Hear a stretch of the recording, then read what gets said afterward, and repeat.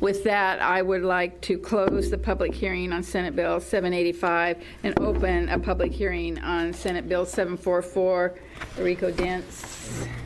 Madam Chair, members of the committee, Senate Bill 744 is in front of you. It provides the Oregon Health Authority with rulemaking authority to develop and disseminate information to providers and patients, educating them about bone marrow donations and how to register with the National Bone Marrow Registry. Well, thank you, Senator, for introducing the bill. I appreciate that. Oregon is the very first state to introduce this bill. I've been traveling the U.S. and advocating. You need to say your name first. Oh, my name is Rico Dence, and I'm started an organization called the Great River and Rally, and I'm advocating for young adults dealing with cancer. I live with chronic myeloid leukemia, and actually I drove in from Connecticut with $75 to my name and a tank of gas, and I came out here because how important this is. Because the bone marrow registry basically helps people to save lives. We're giving people hope. Less than 2% of Americans are registered bone marrow donors. Yesterday I was over at Oregon State University, and there was about 100 students, and it took about 4 hours to get 100 registered bone marrow donors. It takes time versus having a doctor talk about the bone marrow registry with people who from 18 to 44. What I do recommend is within the legislation to add the question on the questionnaire for the patient intake form, so it saves time with the doctor. It makes it more efficient, so the doctor's not always thinking about the bone marrow registry, because they need to make sure they're taking care of the patient as well. But there's some new advancements on technology from cerebral palsy, even nerve and restoring the nerve for peripheral blood stem cell transplants. So there's a lot of stuff in the future. We don't know how much this bone marrow registry will help save additional lives beyond that.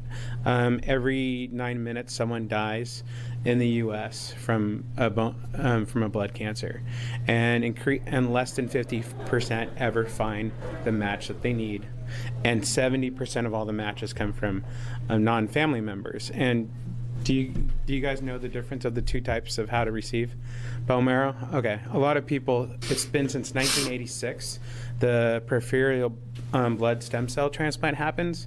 A lot of people still think about having to get the transplant from the hip bone, and that fearful from it from back in the 70s, because we hear about the fear, not hearing about the ease of the current 80% of all transplants happen. And basically it's like as simple as giving plasma now these days. So it's a lot easier. So how do you get the match? It doesn't come from the bone?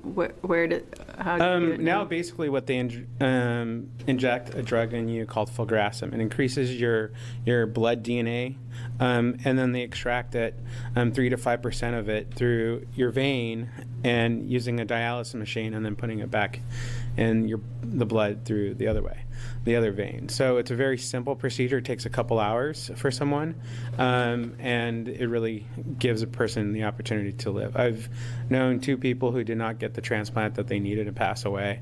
I don't need a transplant. I have a different type of leukemia, but less than 50% of the people ever find a match that they need.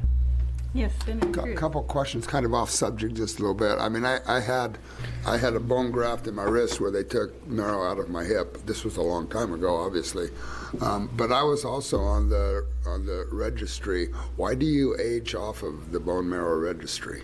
Basically, the DNA isn't, I think, is good. I don't know the full answer of that, but I think basically between 44 and older, they want healthier patients per se, even though someone who's older, I know the terminology, and I'm not.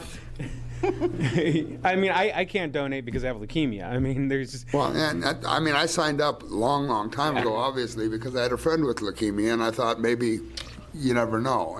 But then I find out that I'm too old, and I know I'm too old for a lot of things, but it didn't quite make sense to me as how you could age out of something like that, because my bones are still working and producing stuff. So anyway, I haven't found this. I could ask about that scientific information and get back to you.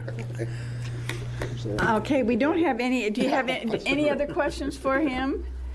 Okay. I just do encourage you guys to really look at the bill. I didn't have chances to get the testimony from That's other people. okay. This is a great introduction. Sometimes it takes 2 or 3 sessions for us to get something through the legislature, so this is a really good first step. Also, I would like you to know that once I hear that you drove out from Connecticut, next time, let's Skype or do telecommunication. I'm sure we have contacts with some people back in Connecticut that could do that. Well, I was thinking too, because I've had some flack from people about what I'm doing, and I wanted to get the video of actually showing that I've been testifying and doing what I'm Okay. saying. That's right. So this is the first state to show proof. And quite honestly, whether we can go there this time or not, Madam Chair, the fact is encouraging people to get on any donor registry, I think is a very worthwhile effort. Definitely. Because I'm on every damn one I can find. So Okay. And it's very simple, and I think the key is a lot of people just don't know the information how to get registered. Right. And the doctor is the easiest one because they're a medical professional to ease any potential fear or questions that someone has. It's not the same thing as the DMV. I've talked to many people thinking that you get registered at the DMV versus being registered of the donor, on your card. If you're a donor, that's once you pass away. People don't even know that you could donate bone marrow when you're alive. Yeah. I mean, it's not death. And so there's a lot of misinformation out there. And because I think it's still the cheapest way to get the information through the doctor. It doesn't cost anything to the doctor. It doesn't cost anything to the patient. It doesn't cost anything to the state. And it's a win-win-win bill. So you help to save lives. And hopefully you'll be able to access this hearing video. Yeah. Yes, you know how to do that. Okay. Now, stay right there, but I will close the public hearing on Senate Bill 744 and open a public hearing